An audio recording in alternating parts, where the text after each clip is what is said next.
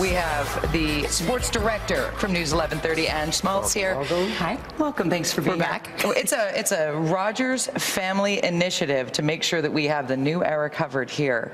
Yes. At the Canucks. What are you seeing in terms of the front office staff and the new head coach? Calm. That's the first word that comes to my mind, and after being around a few of the gentlemen, very laid back, easygoing, smart hockey men, which is a good thing, but no drama.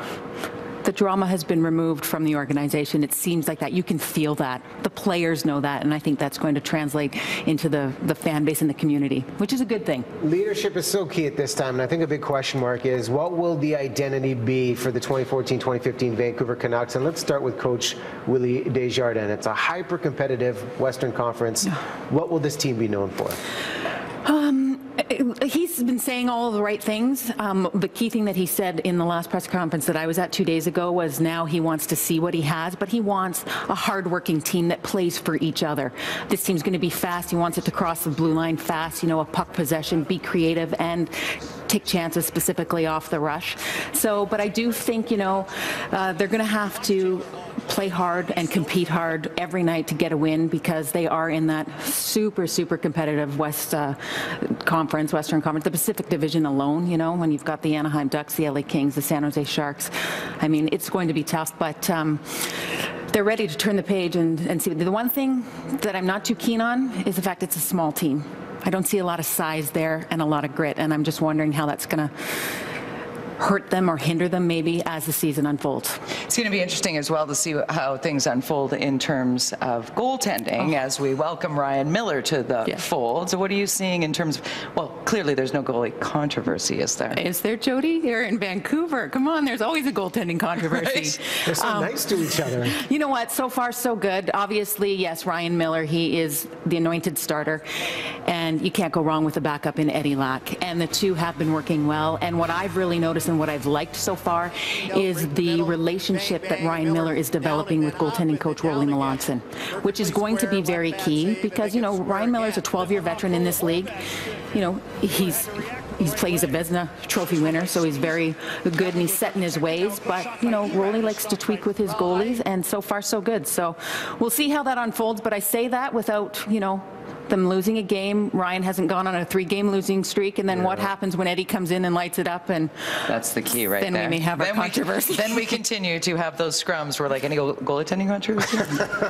Well, let's talk about the top line. You mentioned the idea of lighting it up. Chemistry is key. The Canucks struggled to score goals last season. There have been some key changes. The Sedins, Radim Vrbata, what do you see with the chemistry going into Well, so far I like that top line.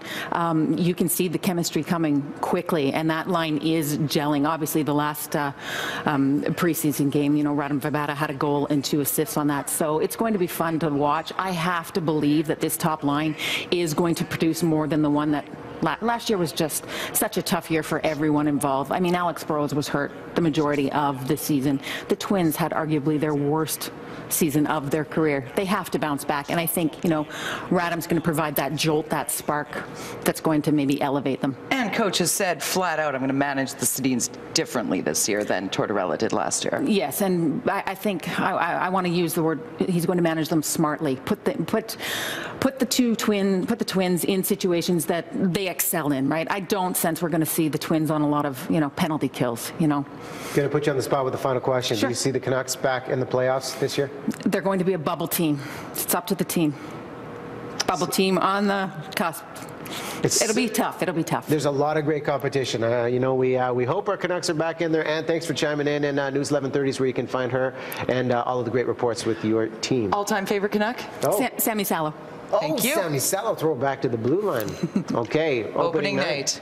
Take a look at all the action on Sportsnet. 7 p.m. again, Canucks and Flames, of course, Leafs and Canadians a little earlier on, and then on Sportsnet 1, you can see the LA Kings and the San Jose Sharks, all hockey all the time.